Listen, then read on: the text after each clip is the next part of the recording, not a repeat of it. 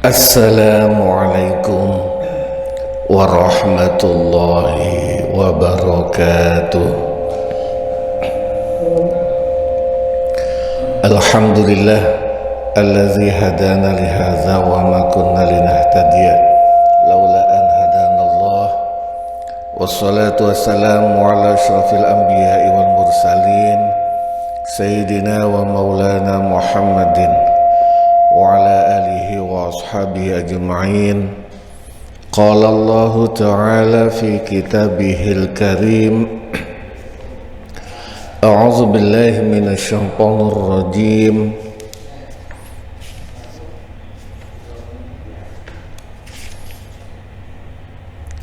La in wa iz ta'azzana rabbukum la in syakartum la azidannakum wa la in kafartum inna 'adzabi lasyadid. Wa qala rasulihil karim khairukum man ta'allama al-Qur'an wa 'allamah. Wa qala al-muallif wa nafa'na bihi wa bi'ulumihi wa asrarihi amin ya rabbal alamin. Al-Fatihah ila hadrati Nabil Mustafa Muhammad sallallahu alaihi wasallam wa ala alihi wa ashabihi wa zurriyyatihi wa furu'ihi wa usulihi wa ila jami' ikhwanihi minal anbiya'i wal mursalin wal awliya'i wal syuhada'i was salihin was sahabati wa tabi'in wa tabi'at tabi'in wal ulama'il amilin wal musannifin al mukhlisin wa jami'il malaikatil muqarrabin, khususan Syekh Abdul Qadir Al-Jilani wal Ghazali wal awlati safil Jawa wal mufassirin wal muhaqqiqin wal mutasawwifin wal arifin billahi rabbil alamin, khususan muallif hazal kitab Kiai Haji Ahmad Nasrullah bin Abdul Rahim, muallif kitab Rawai'ul Bayan fi Tafsir Ayatil Ahkam Syekh Ali As-Subuni, muallif kitab Al-Majmu' Syarh Muhadzab Abu Zakaria Yahya bin Syaraf An-Nawawi, ugi guru-guru kita wa ala alihim wa ashabihim wa zurriyatihim wa furu'ihim wa usulihim wa ghafarhum wa rahimahumullah syai'un lillah wa lana wa lahumul fatihah. A'udzu billahi minasy syaithanir rajim. Bismillahirrahmanirrahim. Alhamdulillahi rabbil alamin arrahmanir rahim maliki yaumiddin. Iyyaka na'budu wa iyyaka nasta'in ihdinas siratal mustaqim siratal ladzina an'amta 'alaihim ghairil maghdubi 'alaihim waladdallin. Amin. Bapak-bapak sedherek rahimakumullah, langsung mawon halaman 85 Al-Hukmu Ar-Rabi'u. Ini bener tak? Kalau nggak salah yang halit taghribu yashmulul mar'a, apakah pengasingan itu mencakup wanita? Ini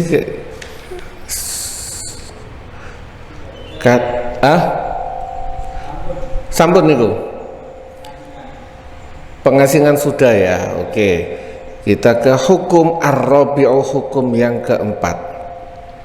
Ma huwa hadduz zimmi al-muhsani, ma utawi apa huwa yoma iku hadduz zimmi, hukumane kafir zimmi al-muhsani kang wis menikah. Ini kasusnya jika negara Islam yang menggunakan hukum syariat Islam, contohnya Saudi Arabia. Sepertinya yang mungkin saat ini yang setahu saya yang menggunakan metode syariat Islamiyah, hukum-hukum syariat Islamiyah adalah Saudi. Nah, jika di salah satu penduduk Saudi Arabia atau orang luar dari Saudi Arabia yang kerja di sana itu beragama non-muslim, ya sekarang insya Allah kalau tidak melaksanakan memproklamirkan diri sebagai musuh, maka posisinya adalah zimmi. Beda sama Jadi kafir itu non muslim terbagi menjadi 3. Ada yang harbi. Harbi itu memposisikan diri sebagai musuh.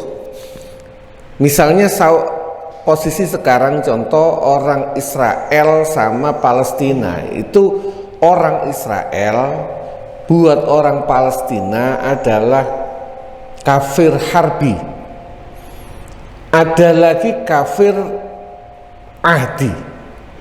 Kafir ahdi adalah kafir yang posisinya tidak bersahabat tetapi sudah melaksanakan perjanjian fakta pertahanan. Misalnya Saudi sama Israel itu ada perjanjian melalui PBB, maka posisi Israel sama ini zaman sekarang, saya nggak ngomong kalau zaman dulu kan langsung terpisah Islam sama non muslim, ada kafir harbi, kafir ahdi dan sebagainya. Tapi ini sekarang ngomong sekarang posisinya. Setahu saya mungkin nanti bisa dikoreksi, Saudi itu mempunyai perjanjian dengan Israel dan yang lain melalui perjanjian yang di bawah naungan PBB. Posisinya orang Israel di mata kerajaan Saudi dan kerajaan negara-negara Islam yang lain, posisinya Israel itu kafir ahdi, ada perjanjian. Tapi buat orang Palestina, Hamas dan sebagainya, posisi Israel itu jadi harbi. Ada kafir zimmi. Kafir zimmi ya dia masuk dalam lingkup wilayah kita, bisa jadi satu negara, bisa jadi orang luar yang bekerja di sini karena ada sudah masuk. Orang kalau sudah masuk wilayah kita berarti kan dia mau nggak mau harus patuh dengan undang-undang negara kita. Misalnya orang Amerika di negara Amerika itu orang mabuk, misalnya orang mabuk itu paling dihukum, orang di Amerika itu mabuk juga dihukum asal ngemabuk di tempat umum. Kalau mau mabuk di rumahnya tidak ada masalah, tapi ketika mereka mabuk di tempat umum, minum khamr, minum bir di tempat umum, itu merupakan tindakan pidana, apalagi mengendarai. Makanya kalau yang pernah nonton film barat, orang barat itu ketika dia mabuk minum birnya selalu dibungkus sama tempat kertas sehingga tidak kelihatan mereknya.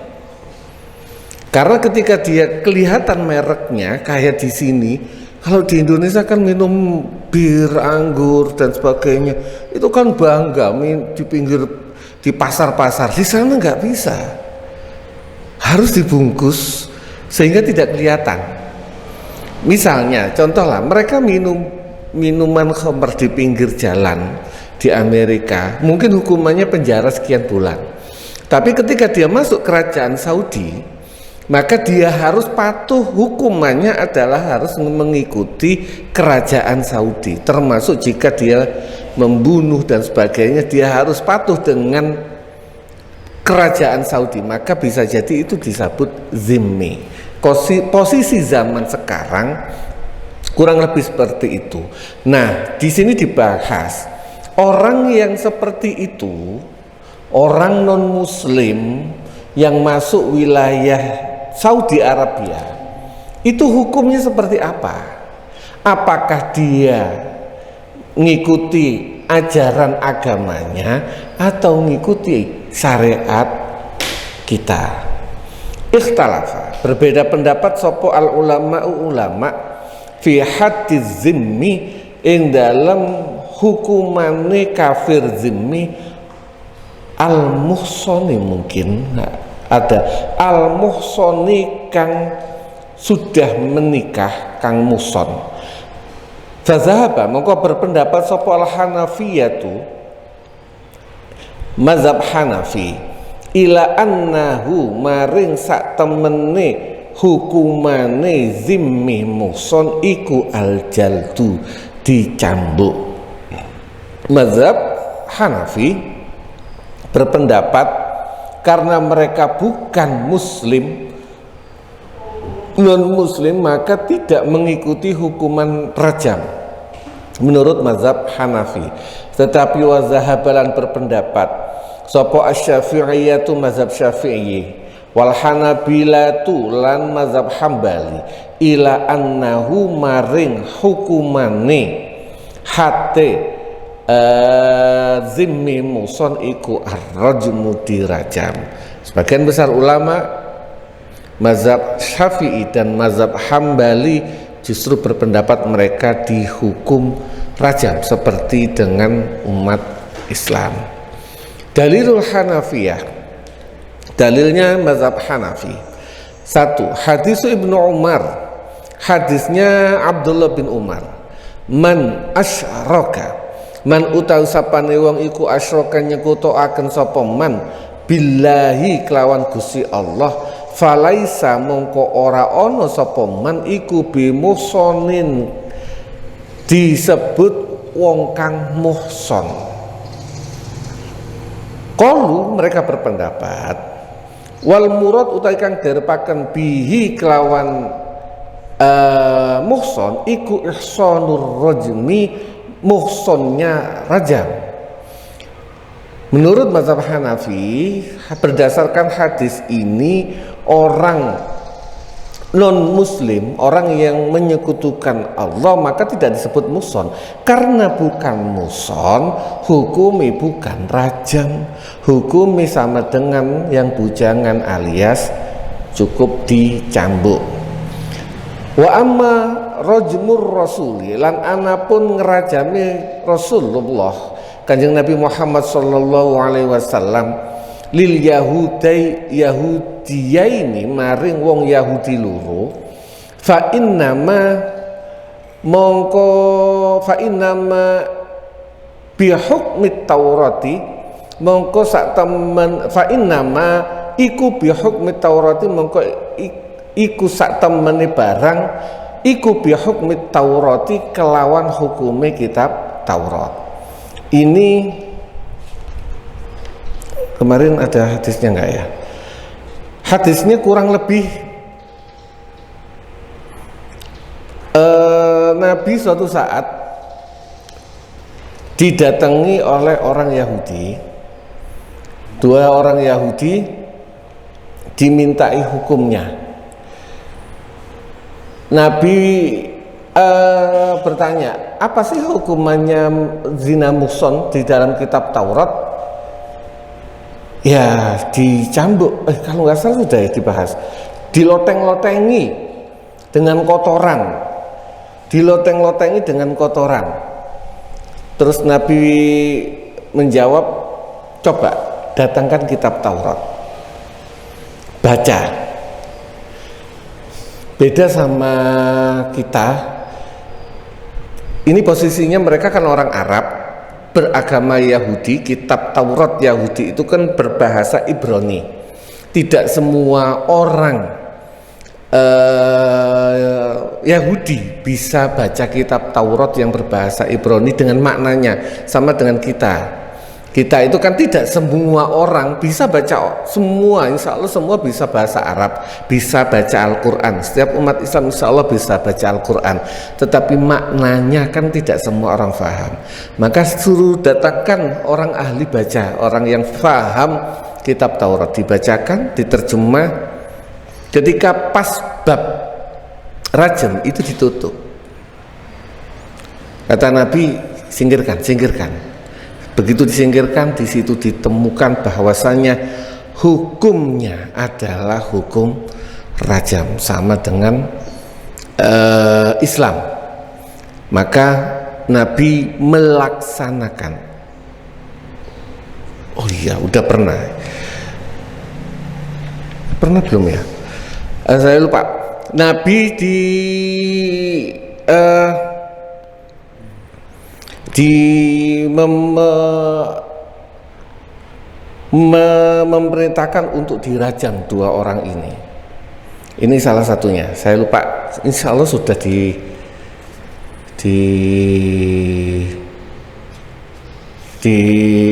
disebutkan. Dah. Dua. Qalu. Mereka berpendapat, innan ni'mah, sesungguhnya kenikmatan fi haqqil muslim, ing dalam haknya orang muslim iku a'dhamu luwi agung. Fakanat mongko ono apa jinatu ya jinayatuhu, tindak kriminalitasnya muslim iku aghladu, luweh abot, walihaza lan krono iki tasyaddada luweh berat apa al-uqubatu hukuman. Wastadalu lan mereka amri dalil, wastadalu lan amri dalil sapa Hanafiyah ala zalika ing atase mengkono hakul muslim azam biqaulihi ta'ala kelawan dawuh Gusti Allah taala fi haqqi ummahatil mukminin, ing dalam haknya piro-piro ibuke orang mukmin. Jadi para istri Rasulullah itu disebut dengan ummul mukminin alias ummahatul mukminin. Mereka posisinya mungkin kalau zaman sekarang seperti ibu negara. Mereka istri Rasulullah disebut ummul mukminin, mempunyai posisi yang lebih tinggi, mempunyai anugerah yang tinggi, otomatis mempunyai tanggung jawab yang lebih tinggi, maka hukumannya pun akan lebih tinggi. Di sini disebutkan ya nisa'an nabiyyi may ya'ti minkum bi fahishatin mubayyinah yudha'af lahal azabu bi'fain, surat Al-Ahzab. Ya nisa'an nabi, ya nisa'an nabi, wahai piro-piro garwane Kanjeng Nabi. Man bojone Kanjeng Nabi, man utawi sapane wong iku yakti nekani sapa man mingkum saking sira kabeh bifahishatin kelawan perkara kang Allah, dalam makna yang lain terjemahnya dengan zina, mubayyinatin kang pertelo, yudha'af mongko den tikelaken laha maring fahisyah apa al azabu siksa bi'faini kelawan rong tikelan. Kalau orang biasa jika melaksanakan perbuatan dosa hukumannya satu, jika istri Nabi maka hukumannya 2 kali lipat. Dari sini mazhab Hanafi berpendapat Islam itu anugerah yang sangat hebat. Jika umat Islam mendapatkan anugerah yang sedemikian hebat, maka otomatis hukumannya pun lebih berat, dan itu wajar dikiaskan dengan kasusnya istri-istri Nabi. 3. Wastadalu lan amri dalil sapa Hanafiyah aizon padha hale kaya sing di atas bi anna ihsanil qazafi, kelawan sak temene ihsannya qazaf iku yu'tabaru dan anggap fihi ing dalam ihsan apa al-Islam bil ijma' kelawan ijma'. Fakazalika mongko iku kaya mengkono ihsanul qazaf, ihsanul rajmi utawi ihsannya muhsannya hukum rajam, wal jami utawi kang menyatukan dari 2 kasus ini huwayo jami iku kamalun ni'mah, sempurnane nikmat. Dalam hukum qazaf menuduh zina, orang yang dituduh ini jika dia muhson, jadi orang menuduh zina yang dituduh orang muhson itu hukumannya lebih berat jika yang dituduh muhson bukan muhson. Jadi kalau orang menuduh zina tanpa bukti, tanpa saksi itu hukumannya cambuk 80 kali. Jika tidak, mungkin akan beda lagi. Ada batasan ihsan. Menurut pendapatnya mazhab Hanafi, di qazaf aja ada ihsan itu dimasukkan, maka di sini juga masuk. Ini menurut pendapat mazhab Hanafi. Dalilus Syafi'iyati, dalilnya mazhab Syafi'iyah dan Hanabilah. Istadalu, mereka berpendapat bi umumi qauli ta'ala, bi umumi qauli sallallahu alaihi wasallam, kelawan umumnya dawuh Kanjeng Nabi. Iza qabilul jizyata, iza qabilu mau tatkalane nrimo sapa kafir zimmi al jizyata ing bayar pajak, falahu mongko iku manfaat maring zimmi ma utawi barang lil muslimina kang kanggo wong Islam, wa alaihim lan iku melarat ing atase kafir zimmi ma utawi apa barang alal muslimina kang ing atase wong Islam. Orang mereka yang sudah mau membayar jizyah, berarti kafir zimmi, maka statusnya sama persis dengan orang Islam. Ketika mereka sudah membayar jizyah, pajak, maka mereka sama persis dengan orang Islam. Mereka mendapatkan manfaat sama dengan orang Islam, juga mendapatkan hukuman jika memang ada hukuman sama dengan orang Islam, atau beban sama persis. Jika misalnya zaman sekarang mereka kalau orang Islam mendapatkan fasilitas BPJS gratis misalnya, mereka juga harus dapat. Tapi juga ketika ada kerjasama, kerja bakti, ya mereka juga wajib. Posisinya harus sama dengan orang Islam. Karena sama, hukumannya yo melok hukumannya orang Islam. Ini menurut mazhab Syafi'i. Wastadallu lan amri dalil. Oh, ternyata di belakang ini. Wastadalulan amri dalil sapa mazhab Syafi'i bima kelawan barang sabata kang tetep fi sahihaini ing dalam hadis sahih Bukhari dan Muslim an Ibnu Umar saking Abdullah bin Umar radhiyallahu anhuma annal yahuda sak temene Yahudi iku atau teko sapa Yahudi an-nabiyya ing Kanjeng Nabi Muhammad sallallahu alaihi wasallam birojulin kelawan wong lanang wa mraatin lan wong wadon minhum saking Yahudi qad zanaya kang wis temen-temen zina sapa rajul wa mraah. Faqala mongko tanya tanglet sapa Kanjeng Nabi, ma utawi apa iku tajiduna nemu sapa sira kabeh fi kitabikum ing dalam kitab ira kabeh alias Taurat. Qalu mereka menjawab, nuskhimu ngireng-ngirengaken sapa kita wujuhahuma ing pira ing wajahi rajul lan imro'ah wa yukhzayani lan den ino sapa rajul lan imro'ah. Qala dawuh sapa Kanjeng Nabi, kazabtum goro sapa sira kabeh. Inna fiha sak temene iku ing dalem Taurat ar-rajmu utawi rajam. Fa'atu mongko nekaaken sapa sira kabeh bit Taurati kelawan kitab Taurat, fatluha mongko maca sira kabeh ing kitab Taurat ing kuntum lamun ana sapa sira kabeh iku shadiqina padha temen. Ini kasusnya Nabi, orang Yahudi mendatangkan dua orang laki-laki dan perempuan yang berzina. Nabi bertanya, apa yang kalian temukan dalam kitab kalian? Nek awakmu kepingin hukuman dua orang ini, sik delok nang kitab Taurat.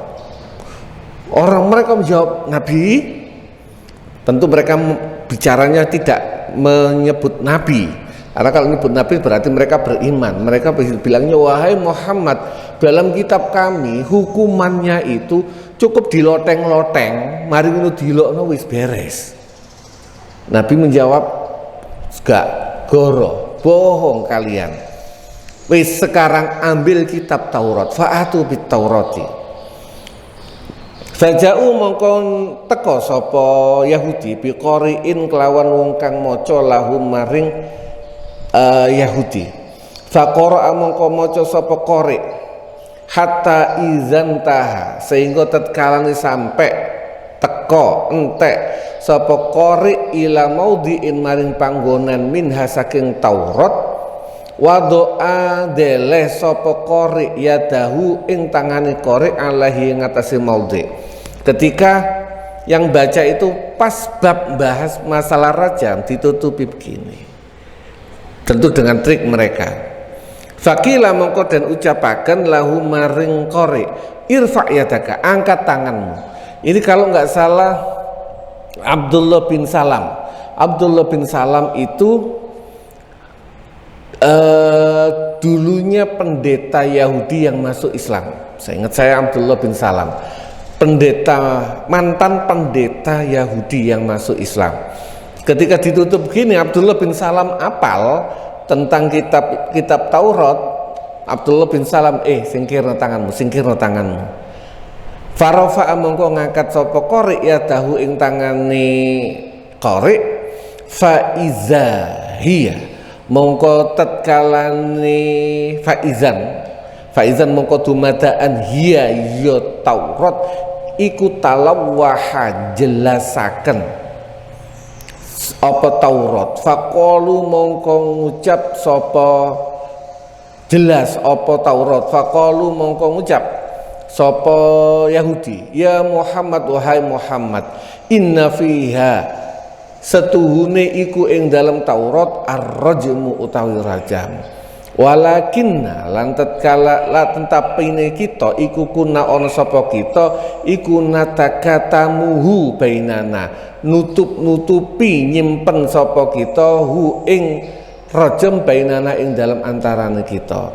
Fa amara mongko merintahkan sapa kang bihima kelawan rajulan imra'a sapa Rasulullah sallallahu alaihi wasallam farujima mongko den rajam.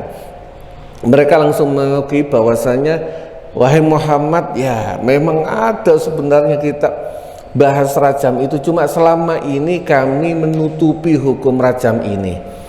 Mungkin kitab Taurat tidak dibaca tidak semua orang bisa memahaminya, sehingga ketika diterjemahkan ke dalam bahasa Arab bisa saja dirubah. Mungkin juga dengan kitab-kitab suci yang lain. Sedangkan Islam, alhamdulillah, karena Allah yang menjaga kitab Al-Quran tidak berubah. Yang kita baca, ya inilah yang insya Allah yang diturunkan Allah melalui malaikat Jibril kepada Rasulullah, jadi tidak berubah sama sekali. Beda bunyinya ya begitu, tulisannya ya kurang lebih begitu, karena tulisan itu mengalami perubahan untuk memudahkan kita. Karena tulisan zamannya Rasulullah itu tidak ada titik, tidak ada harokat, tapi bunyinya sama. Beda sama kitab suci agama yang lain. Sekarang nyari kitab Taurat yang beragama Ibrani yang mungkin susah, atau kitab Injil yang beragama Aram. Kitab Injil itu kurang lebih diturunkan di Palestina. Bahasanya bahasa Arab Sumaria atau bahasa Sumir, kurang lebih mirip dengan bahasa Arab, bahasa aslinya Injil. Kita di sini sudah berbahasa Indonesia, sudah ada perubahan. Wallahu alam perubahannya minimal, saya nggak ngomong mereka minimal tidak bahasa aslinya. Kalau Al-Quran kita kan masih bahasa aslinya, ya bahasa Arab pun. Farujima mongko den rajam sapa rajul dan imro'ah. Begitu mereka nutupi, Nabi memerintahkan agar mereka berdua dirajam. Qala dawuh sapa Abdullah bin Umar, falaqad ra'aitu sahibaha, falaqad ra'aitu mongko temen-temen ningali sapa ingsun hu ing sahibaha, hu ing sing lanang iku yohni condong sapa sahibaha utawa rajul alal mar'ati ing atase wong wadon, yakia nglindungi sapa rajul utawa sahibaha ing imro'ah al hijarata ing watu binafsi kelawan awak dhewene rajul atau sahibaha. Niki kemarin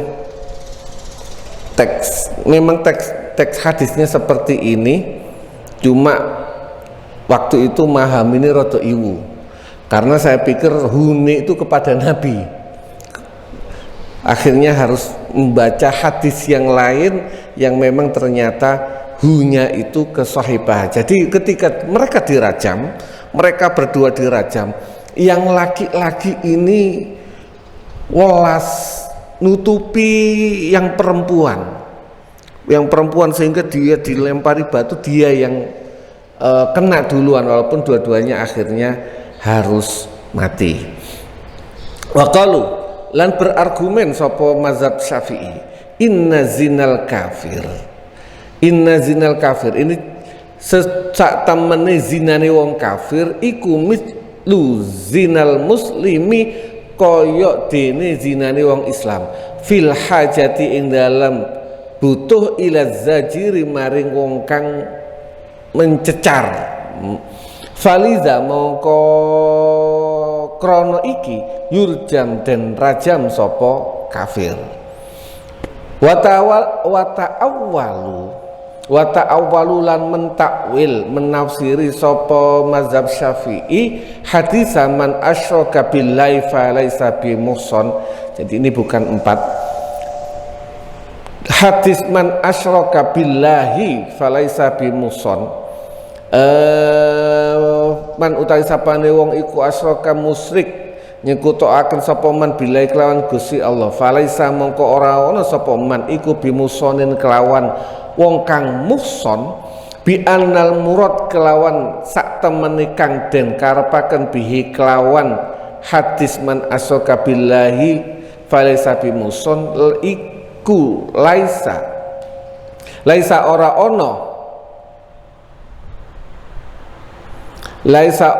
ono ala qazifil musiki ing atase wong kang nuduh zina wong musyrik ukubatan ing hukuman kama kaya dene hukuman tajibu kang wajib ala qazifil muslimi ing atase wong kang nuduh zina muslim al afifi kang den reksa kang reksa. Menurut mazhab Syafi'i, hukumannya orang menuduh zina, yang dizina itu orang non muslim, hukumannya beda dibandingkan yang dituduh itu orang Islam yang muhson. Yang muhson itu yang menjaga diri.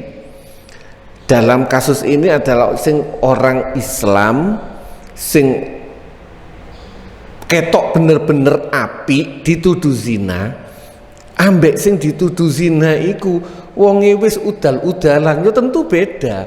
Hukuman yang nuduhnya lo ya, bukan hukuman yang dituduh zinanya. Nuduh wong Pak Haji gak lapo-lapo dituduh, iku tuduhane haddul qadzaf. Tapi lah nek wong wis ketokane ngapunten, wis ketokane yo gak karu-karuan, kurang lebih bendinane nglebokno wong lanang, ana wong nuduh zina, itu munggo ngono tetep itu dihukum, tetapi hukumannya orang yang nuduh ini tidak sama nuduh wong kang apik ambek wong kang nuduh enggak apik. Termasuk nuduh wong kang Orang yang dituduh itu orang Islam sama orang kafir tentu beda. Pun wa ajabulan menjawab sapa mazhab Syafi'i alal qiyas ing ngatasi kiasnya mazhab Hanafi ala haddil qazafi ing ngatasi hukumane menuduh bi anna haddal qazafi kelawan sak temene hukumane menuduh zina iku li raf'il ari krana ngilangaken ngangkat wirang karomatan krono mulyaaken dil makzufi maring wong kang den tuduh. Argumennya mazhab Syafi'i, hukuman bagi penuduh zina ini tujuannya adalah mengangkat rasa malu dari orang yang dituduh. Kenapa? Ya karena memuliakan yang dituduh. Yang dituduh itu orang mulia, dituduh zina. Ini kan tujuan utamanya mengangkat malu, rasa malu dari orang yang tertuduh. Maka hukuman menuduh ini berat. Oleh karena itu wal kafiru tawi wong kafir iku layakunu ora ana sapa kafir iku mahalan panggonan lil karomati maring sifat mulya wala alama lan menawa barang zahaba kang berpendapat ilahi maring masapa asy-syafi'iyatu mazhab Syafi'i iku arjahul luwe kuat li kuwati adillatihim ini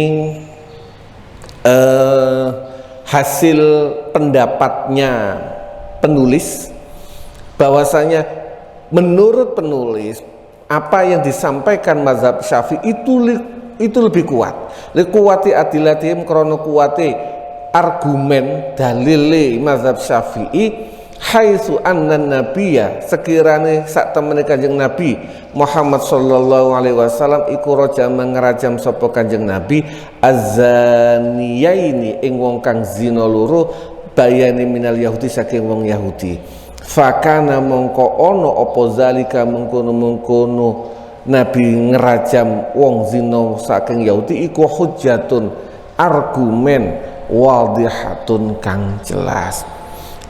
Jadi ini perbedaan pendapat ditulis dan beberapa pendapat-pendapat yang lalu ditulis sama pengarang kitab ini tujuannya apa sih? Kenapa tidak ya wis pendapat yang sudah disisir menjadi intisari? Kenapa pakai diduduno pendapatnya Hanafi ngene, pendapatnya Syafi'i ngene, walaupun akhirnya diambil intisari sing kuat iki? Tujuannya agar kita itu gak gampang nyalahno.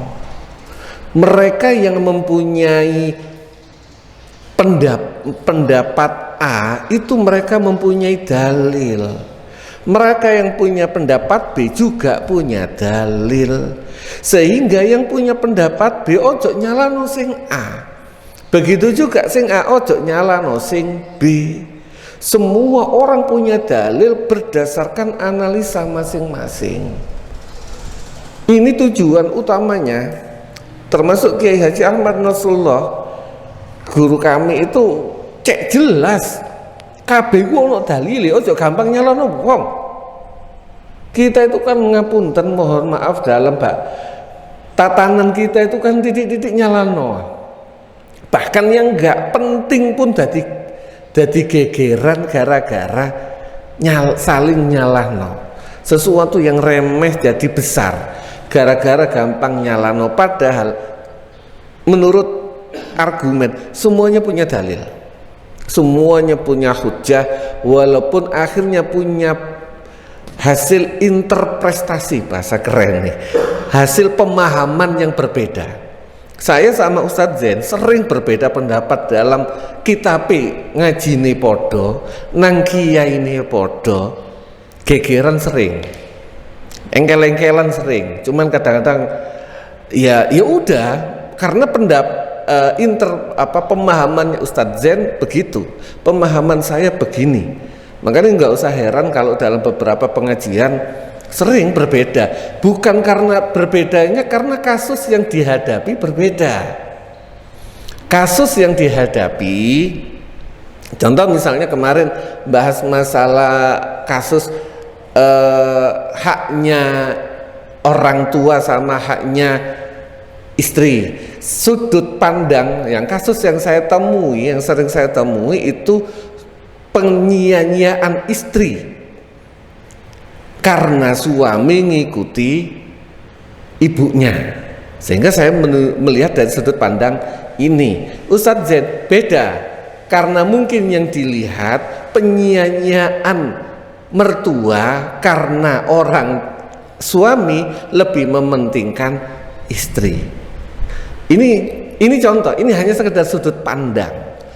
Semuanya mempunyai dalil, semuanya mempunyai argumen, cuma kadang-kadang sudut pandangi ketemune iku sing ketemu koyok piye, sehingga pasti akan banyak jenengan pengajian ini saya bilang menurut pandang saya yang ini, kadang Ustadz Zen mempunyai sudut pandang yang lain.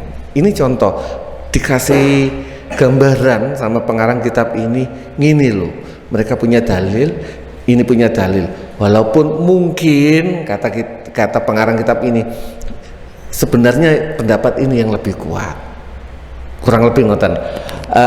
Monggo Mbak menawi wonten pertanyaan, silakan. Ayo.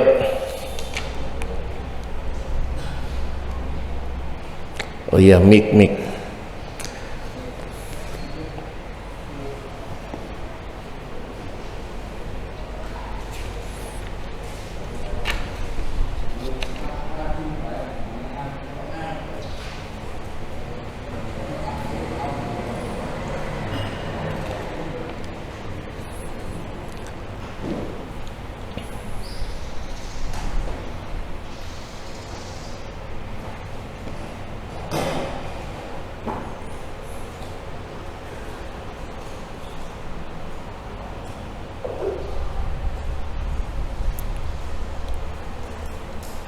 Monggo.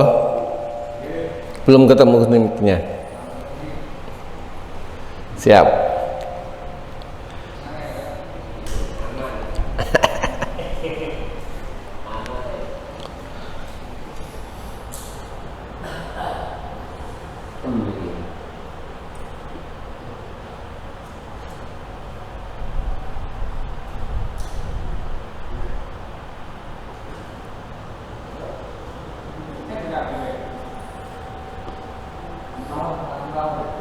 Siap.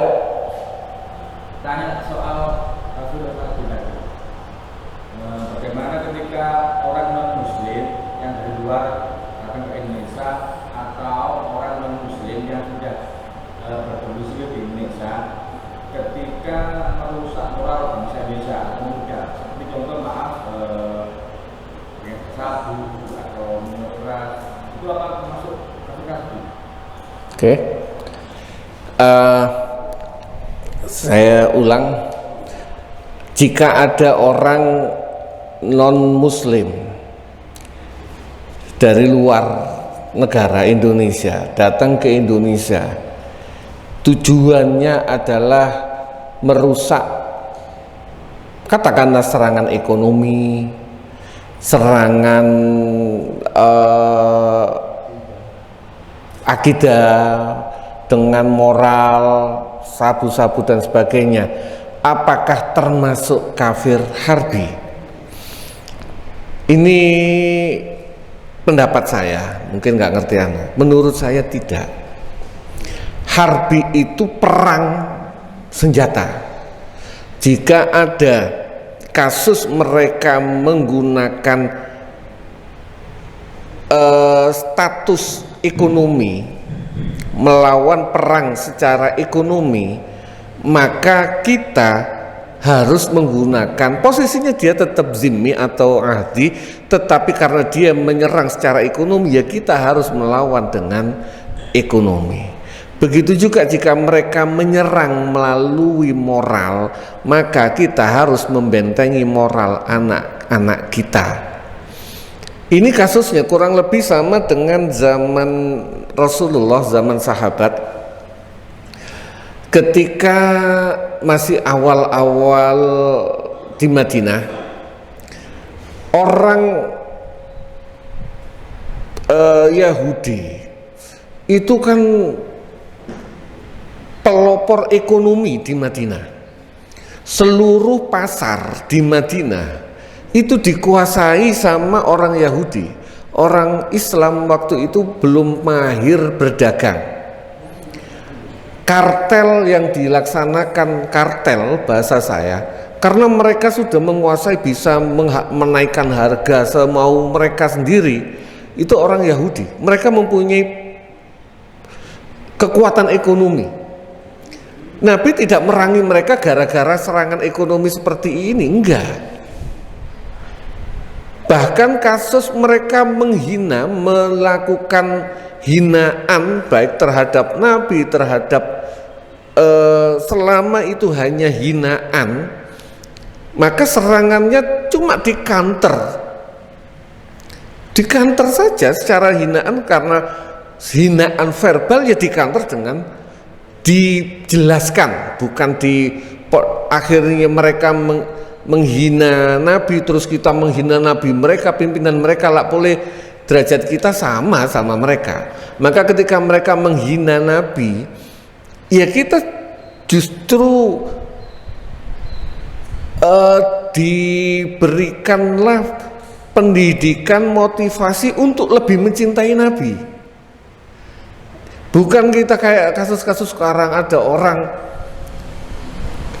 menghina Nabi terus kita marah, kita over. Idealnya ketika ada orang menghina Nabi, kita bikin video sebanyak-banyaknya, kita bikin YouTube sebanyak-banyaknya untuk mengupas kepribadian Rasulullah. Disebarkan ke masjid-masjid, disebarkan ke anak-anak kita, sehingga anak-anak kita lebih mencintai Rasulullah. Idealnya begitu. Begitu juga kasus ekonomi. Ketika kartel Yahudi di Madinah sedemikian menggurita, Rasulullah memerintahkan Abdurrahman bin Auf yang ahli ekonom dari Mekah untuk mencoba mengambil alih ekonomi umat Islam yang ada di Madinah, swasembada ekonomi. Mulai dari hal kecil. Abdurrahman bin Auf itu ekonom, jadi masuk Madinah itu nggak punya apa-apa. Kalau Utsman bin Affan orang kaya, kalau Abdurrahman bin Auf dulunya kaya, pindah ke Madinah tidak punya apa-apa.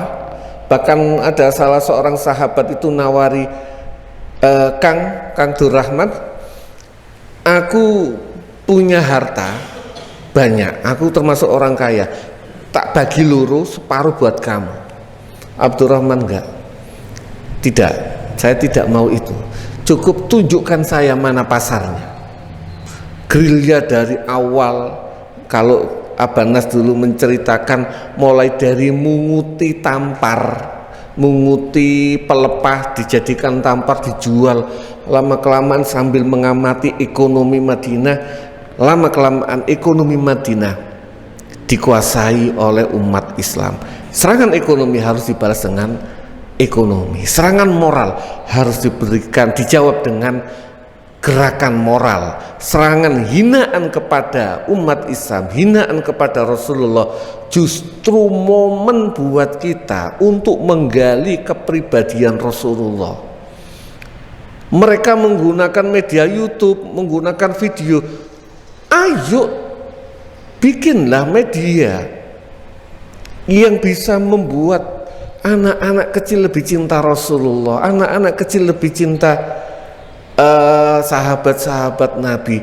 Selama ini kalau ditanya, anak-anak kecil juga jarang tahu kepribadian. Ya mereka hafal siapa ibunya Rasulullah, Siti Aminah, hafal lahirnya tahun berapa, tapi kepribadian Rasulullah, betapa heroiknya Rasulullah, betapa cintanya Rasulullah, banyak yang kurang paham. Maka statusnya mereka tetap zimmi atau ahdi. tidak sampai harbi, tetapi karena mereka menyerang kita, ya harus kita balas dengan tindakan yang lebih hebat, lebih bermartabat dibandingkan itu semua. Kurang lebih ngoten. Monggo yang lain.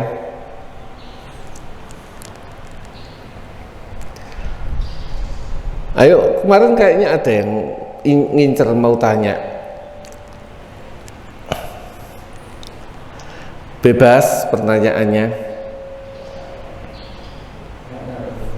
Monggo. Mic-nya. Ngapunten.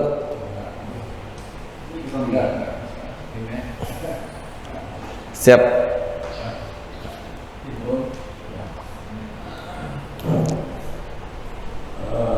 Untuk hukum Islam dari sekian negara mungkin hanya beberapa yang menerapkannya. Kebanyakan menerapkan hukum di negaranya masing-masing. Walaupun seluruh aktivitas manusia itu tidak lepas dari pengawasan Allah dan hukum Allah nantinya. Dan untuk negara yang sudah menerapkan hukum Islam ya sesuai dengan syariat, apakah itu juga sudah bisa mengurangi atau menghilangkan hukum Allah nantinya pada saat hari pembahasannya? Insya Allah mereka yang sudah melaksanakan dosa dan dihukum sesuai dengan syariat Islam itu kurang lebih sudah dilebur, sudah dihapus, diampuni. Jadi bahasanya ada yang dihapus, ada yang diampuni. Insya Allah diampuni sama Allah karena sudah mereka menggugurkannya di dunia. Ada diampuni, ada dihapus. Jadi beda. Dihapus itu catatannya sudah nggak ada. Kalau diampuni ada, masih ada catatannya, cuma diampuni. Ini kadang-kadang statusnya seakan-akan sama tapi jauh. Orang kalau masih ada stempelnya, stempel ngapunten, pernah melaksanakan perbuatan pembunuh, diampuni. Orang pernah keluar dari penjara, dia sudah diampuni. Sama orang yang karena melaksanakan catatan perbuatan pembunuhannya, kriminalitasnya dihapus.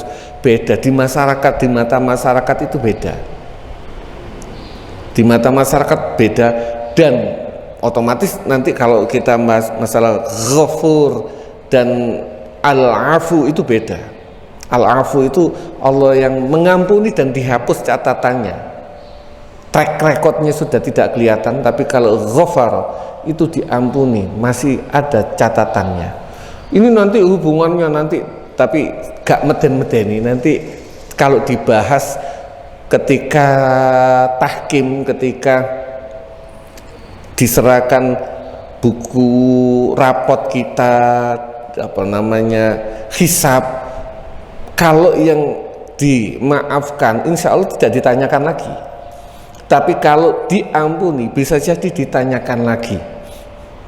Walaupun diampuni, itu medeni bahasa saya. Walaupun sampean kalau insya Allah tidak pernah berhadapan dengan pihak hukum, tapi kalau misalnya di hadapan pihak hukum dilihat tuh, awakmu tahu ya, itu beda loh. Sudah pernah melaksanakan, awakmu iya diampuni iya, tapi tahu ngelakoni kan, itu beda. Rasa beban mental psikologinya beda. Insya Allah diampuni sama Allah, tidak dihitung lagi. Mereka yang sudah pernah melaksanakan kriminalitas dan dihukum sesuai dengan syariat Islam, insya Allah sudah tidak ada tuntutan lagi. Misalnya orang yang membunuh di kisos, insya Allah tidak ada tuntutan lagi di akhirat. Kurang lebih ngoten. Monggo. Siap.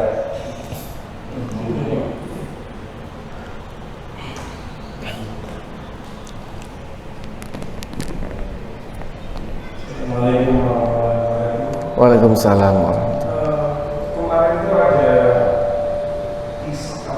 cerita lucu. Jadi ini apa ya? Bebas ya. Bebas. Jadi ada suatu bus ini dan ambil zakat. Nah, adik teman saya itu melamar ke situ. Adik teman saya melamar ke situ. Terus dilihat. Jadi dia orangnya dari bus itu tadi menunjukkan suatu slip gaji, kayak semacam slip gaji. Di situ ada gaji pokok segala macam ya. Nah terus yang menarik, yang mengulik itu apa? Komisi. Di situ tertulis komisi 50% dari pendapatan. Jadi saya berpikirnya apa? Sebenarnya batasannya berapa sih? Kalau lihat saya baca-baca itu kan 12,5% kalau nggak salah batasnya. Tapi ini kok bisa 50%? Nah terus yang dibuat dana yang 50%-nya lagi apa iya yang ke Mustahik. gitu. Nah padahal ini badan amil zakat ini nggak kaleng-kaleng, maksudnya ini ada dan itu tak rasa bukan oknum karena kejadiannya ada di tempatnya. Jadi di gedung itu makanya ya bisa jadi gitu ya gitu. Oke. Insya Allah bukan badan amil zakat itu. Lembaga. Kalau badan amil zakat itu cuma satu, Basnas. Kalau lembaga ada banyak. Lembaga amil zakat NU Lazisnu, lembaga amil zakat Muhammadiyah Lazismu, lembaga amil zakat yang lain banyak. Kalau zakat itu patokannya memang 12% untuk amil, bukan prosentase, tetapi pegawai itu gaji menggunakan standar setempat. Kalau ini zakat ya, bisa jadi itu bukan zakat. Jadi pegawai zakat itu baik pengumpul, pengelola, itu kan pengumpul itu termasuk bagian dari amil, bukan bagian prosentasenya ngambil dari 12 ini. 12 ini dibagi seperti apa? Ya termasuk untuk beli sarana, misalnya dari pingin ada sarana transportasi mobil ya diambilkan dari 12,5% ini maksimal.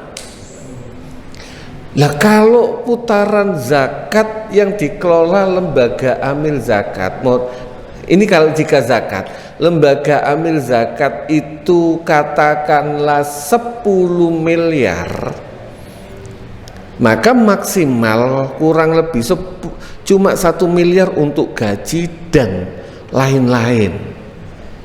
Yang lebihnya kurang lebih 40 untuk fakir, 30% untuk miskin dan sebagainya, ya harus tersalurkan. Jangan sampai yang diambil sudah potong komisi 50, mohon maaf. Tapi jika itu komisi pengumpulan itu untuk mendapatkan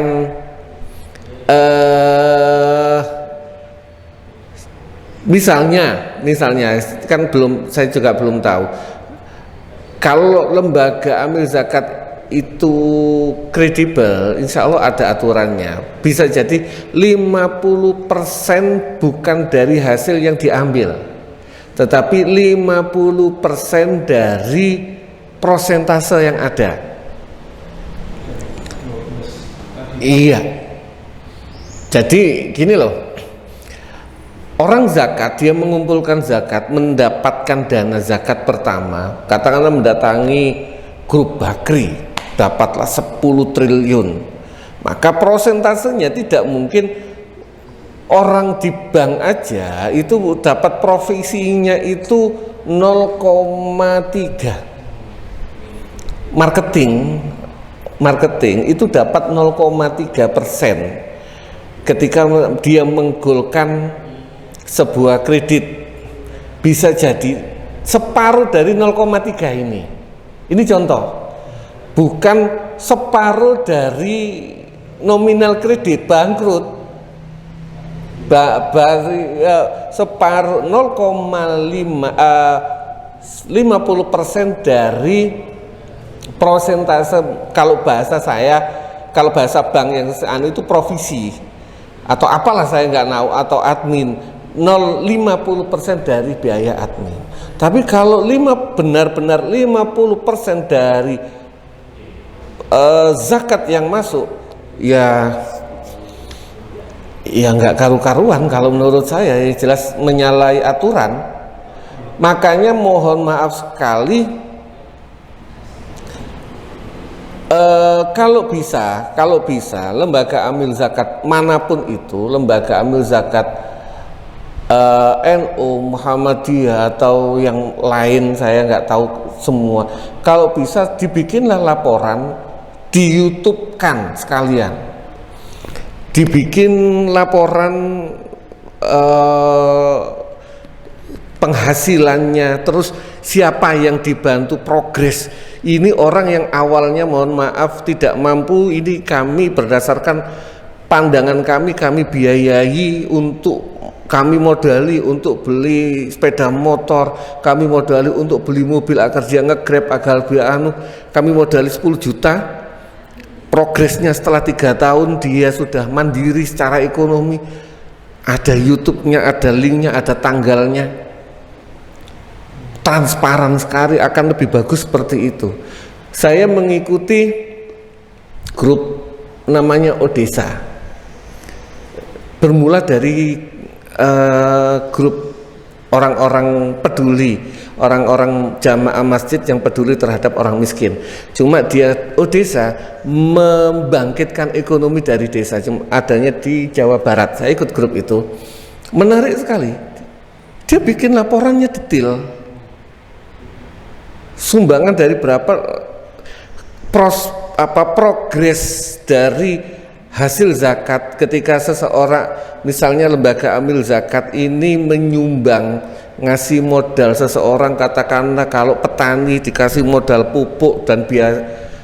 Sayang sekali belum ada yang garap lembaga amil zakat memodali petani dari bibit, pupuk hingga tenaga kerja, yang mereka yang awalnya kekurangan biaya dimodali sampai pengelolaan berasnya. Belum ada. Saya nggak tahu, mungkin belum ada, bisa jadi sudah ada tapi karena tidak dipresentasikan. Tapi kalau bisa, mereka ini lembaga amil zakat umum loh, nasional loh, diberikan, mereka harus mempunyai kewajiban moral untuk melaporkan ke masyarakat umum. Kalau orang NU, minimal semua orang NU ngerti duit masuk lazisnu itu berapa, yang diberikan ke orang berapa, gaji untuk buat gaji dan buat sarana itu berapa. Idealnya, saya ngomong idealnya, bikin laporannya nggak usah muluk-muluk, semua ada YouTube gratis. Bikinlah lazismu bikin channel YouTube untuk bikin laporan, uang yang masuk berapa, berapa, sarananya gratis, Facebook gratis. Saya rasa mungkin, saya husnuzon, komisi itu dari 50% dari komisi, bukan 50% dari hasil zakat. Semua gerek wong.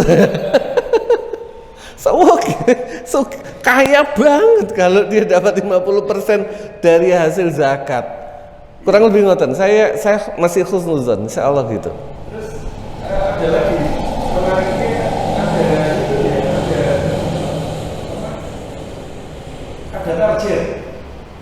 Iya, karena marketing. Di marketing di mana-mana pasti harus ada target. Kurang lebih hampir sama dengan itulah. Marketing di mana-mana kalau dia tidak ada target yang harus terpenuhi, dia makan gaji buta tau. Harus ada target. Artinya mereka harus bisa meningkatkan pemasukan. Walaupun yang selama ini ada market pemasukan, tidak ada target penyaluran ini penting, bukan cuma dibagi rata tok. Selama ini ngapunten, marketing hanya untuk mendapatkan, tidak bagaimana itu tadi. Makanya pertanian di Australia itu maju. Orang nggak punya tanah mau bertani, dimodali negara. Kita kalau negara mungkin belum karena terlalu banyak diurus. Kenapa Badan Amil Zakat, lembaga amil zakat tidak modali? Dengan modal yang bagaimana ini, saya kasih pinjaman, kamu beli tanah tak kasih pinjaman, dikasih pinjaman sama, jadi bukan diberi semata-mata, tapi dikasih pinjaman dari lembaga amil zakat untuk dikembalikan sekian tahun. Sertifikat yo karena lembaga amil zakat yo gak perlu bunga, gak perlu anu lah. Maka sangat keren sekali lembaga yang, jika lembaga amil zakat bisa memberikan presentasi yang sedemikian bagus, saya yakin orang akan ikhlas sekali, seneng banget untuk ikut baik sedekah, hibah dan sebagainya di lembaga amil zakat tersebut. Saya yakin begitu. Kita ya masih begitu, zakat kita kumpulkan, habis itu kita bagi, yang miskin tetap miskin, nggak ada perubahan. Padahal target zakat itu idealnya kalau di bab fikih itu detail banget. Bab fikih zakatnya kambing misalnya, itu kambing yang seperti apa, dan itu bentuk kambing diberikan ke mustahik, bukan dibeleh, diuangkan, sehingga nggak ada. Kalau sama ini ada zakat kambing, udah duit akhirnya dibagi, nggak produktif. Kita zakat belum bisa mengelola secara produktif, yang bisa membuat orang, hasil zakat itu bisa membuat orang miskin menjadi tidak miskin lagi setelah 5 tahun. Kan keren. Dari hasil zakat, orang yang awalnya di bawah kemiskinan menjadi penzakat. Keren sekali. Di-upload, di progres melalui YouTube tahun sekarang tanggal sekian, hasilnya sekian. Nanti 5 tahun dia sudah bisa punya rumah sendiri, sudah terbayar. Ideal sekali sebenarnya. Wallahu alam, mudah-mudahan bisa dikelola lebih baik lagi. Pun waktunya udah sangat siang, nanti disempurnakan sama Ustaz Zain. Saking kula akhiri wabillahi taufiq wal hidayah wa ridha wa inayah. Wassalamualaikum warahmatullahi wabarakatuh.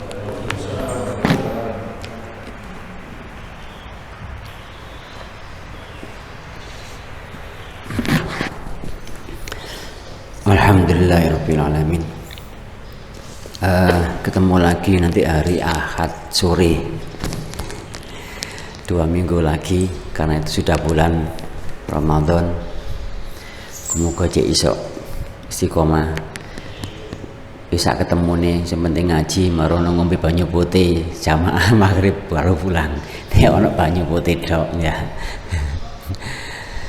Sedikit tambahan mungkin nanti ya, memang ada Pak Lukman, ketika terjadi ranjam dihina orang yang mati itu oleh sahabat Nabi negur, jangan, dia sudah diampuni oleh Allah karena dia melaksanakan hukumannya di dunia. Artinya jangan dihina lagi sudah orang itu. Tantangan bagi kita mungkin butuh akuntan publik yang ngerti fikih. Ini kan mesti laporannya kan, insya Allah rata-rata badan zakat itu mesti harus terlapor akuntan publik. Tapi apakah akuntan publiknya juga ngerti tentang, itu persoalannya di sana. Sehingga apa? Yang diteliti memang cuman pemasukan pengeluaran cocok sudah selesai kan, akuntan hanya ke sana. Tapi penyalurannya sesuai dengan syariat enggak. Persoalannya di akuntan publiknya, kontingnya. Akuntannya ngerti enggak? Nah, ini mungkin ini lagi banyak